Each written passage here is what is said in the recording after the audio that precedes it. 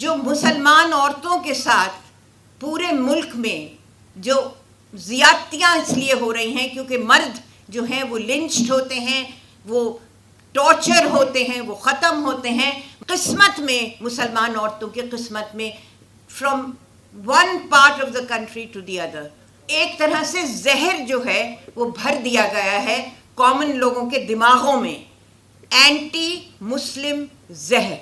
سب سے پہلے تو میں جو سب لوگوں نے کہا ہے، ادیب بھائی بیٹھے ہیں، ندیم ہیں، IMCR ہے جس کی میں بھی ایک فاؤنڈنگ ممبر ہوں، اور APCR جنہوں نے بہت ہی مارکت الارا کام کیا ہے.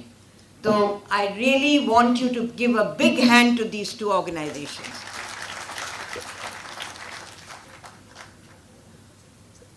جو باتیں کہی جا چکی ہیں اس کو مجھے دہرانے کی کوئی ضرورت نہیں ہے. ابھی میں کیلیکٹ سے آ رہی ہوں، کیرل کی بات ہوئی تھی، اور کیلیکٹ میں اس کانٹیکس میں بات کر رہی ہوں جس کی بات اسپیکرز نے کی ہے. کیلیکٹ میں میری ایک اسپیچ تھی، ایک گیدرنگ تھی یونیورسٹی آف کیلیکٹ میں، کشمیریت اینڈ ہائپر نیشنلزم. میں کشمیر بورن ہوں، میں اپنے آپ کو کشمیری کہتی ہوں، حالانکہ میرے والدین کشمیر بورن نہیں تھے، مگر بہرحال میں I am a Kashmir born. Calicut میں وہ میری تقریر تھی. آخر وقت میں مجھے پتہ چلا کہ وہ تقریر وائس چانسلر کے حکم سے کینسل ہو گئی ہے. پھر طالب علموں نے، اسٹوڈنٹس نے مل کے، اور وہی میری بات جو میں کہنا چاہتی تھی، کیونکہ کیرل میں بہرحال ایک روشن دماغی ہے، میں کشمیر کی بات کیرل میں کہنا چاہتی تھی. پھر طالب علموں نے لانز میں کھڑے ہو کے اپنی گیدرنگ کر کے اور مجھ سے وہ بات کہلوائی. تو یہ ہماری اسپرٹ ہے.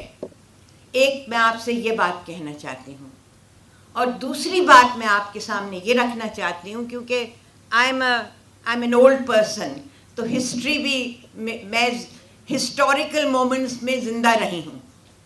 اور اس وقت جو علی محمود آباد کے ساتھ جو گزرا ہے، اور اس میں جو، اب غور سے سنیے، اس میں جو ہریانہ اسٹیٹ ویمنس کمیشن کا جو رول رہا ہے، وہ رول ایک سبسروینٹ رول ہے.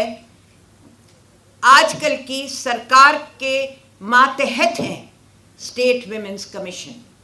اور جب میں ویمنس کمیشن کی، نیشنل ویمنس کمیشن کی ممبر تھی، اور یہ بات بھی آپ کو کوئی نہیں بتائے گا کیونکہ زیادہ تر لوگ اس میں ختم ہو چکے ہیں، جب میں ویمنس کمیشن کی ممبر تھی تو میری چیئر پرسن ایک موہنی گری تھیں، جو کہ وی گری کی ڈاٹر ان لا تھی، جو پریزیڈنٹ آف انڈیا کی. پرائم منسٹر کے سامنے انہوں نے اپنا ریزگنیشن پیش کر دیا. کیوں؟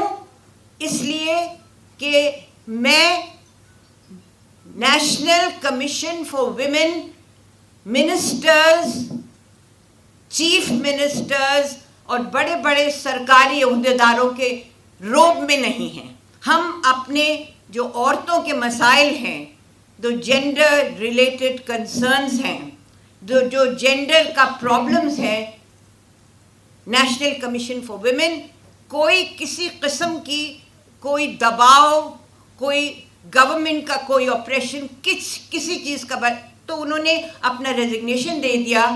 اور اس کے بعد شاید ادیب بھائی کو یاد ہو کہ اس کے بعد ایک سوشل جسٹس اینڈ امپاورمنٹ کے ایک منسٹر تھے، رامو والیا. وہ ویمنس کمیشن میں آئے ہمارے سامنے، اور انہوں نے ان سے درخواست کی کہ آپ اپنا ریزگنیشن واپس لے لیں، کیونکہ اب ہم اس بات کے لیے بہت محتاط رہیں گے. اب جو علی محمود آباد کے ساتھ جس طرح سے ہریانہ، اب خواتین کا یہ ایک بڑا مسئلہ ہے، جس طرح سے ہریانہ اسٹیٹ ویمنس کمیشن نے جس طرح سے ان سے سوال و جواب کیے، جس طرح سے ان پہ کیس لگائے، ایک جو بھی اس وقت جو مسئلہ تھا، جو ان کا تحریر تھی وہ تو سمجھ ہی میں نہیں آئی کسی کے. اس کے علاوہ جو ویمنس کمیشن کا national commission for women act ہے اس کو کسی نے پڑھا نہیں, اس کو کسی نے سمجھا نہیں. جو مسلمان عورتوں کے ساتھ پورے ملک میں جو زیادتیاں اس لیے ہو رہی ہیں کیونکہ مرد جو ہیں وہ لنچڈ ہوتے ہیں, وہ ٹارچر ہوتے ہیں, وہ ختم ہوتے ہیں, مگر عورتیں جو ہیں وہ اس کا جو سارا برڈن ہے, اس کے بعد جو ان کا جو ریزیڈیو ہے, the women have to clear the problems, the issues of children, of families. یہ عورتوں کے قسمت میں, مسلمان عورتوں کے قسمت میں from one part of the country to the other. تو اس چیز میں national commission for women and state commission for women, اسی کے لیے مسلمان عورتوں کے حق میں ان کو بات کرنی چاہیے, مگر یہ پورا زاویہ ہی بدل گیا ہے.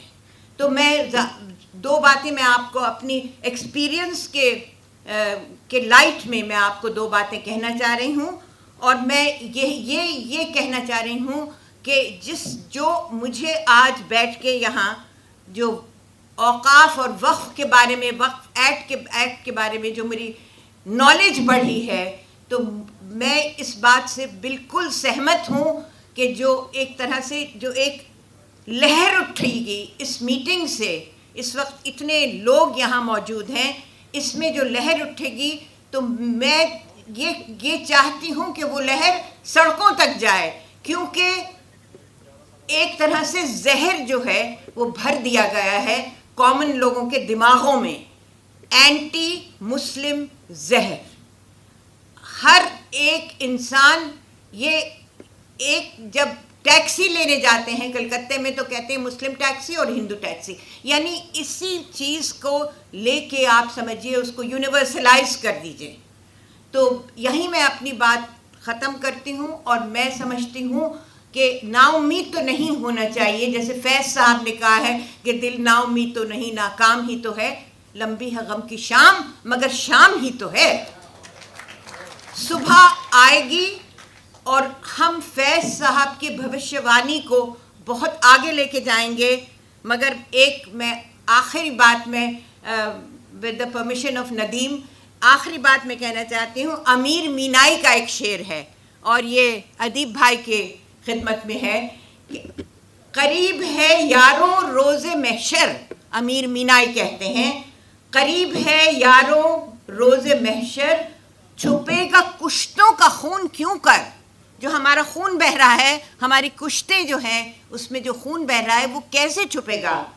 قریب ہے یاروں روز محشر, چھپے گا کشتوں کا خون کیوں کر. جو چپ رہے گی زبان خنجر, جو چپ رہے گی زبان خنجر, لہو پکارے گا آستین کا. یہ لہو کی پکار ہے. اور اس میٹنگ کے بعد اس بہت ایک absolutely a scintillating meeting which I have experienced, and I am going to go now and wanted to really hear you. مگر ایک سنجے صاحب میں آپ کو بہت سننا چاہتی تھی, مگر میری ایک نیشنل فیڈریشن آف انڈیا کی ایک میٹنگ ہے, اس لیے میں بہت معافی کے ساتھ اپنی بات ختم کر کے اور آپ کا بہت بہت شکریہ ادا کرنا چاہتی ہوں.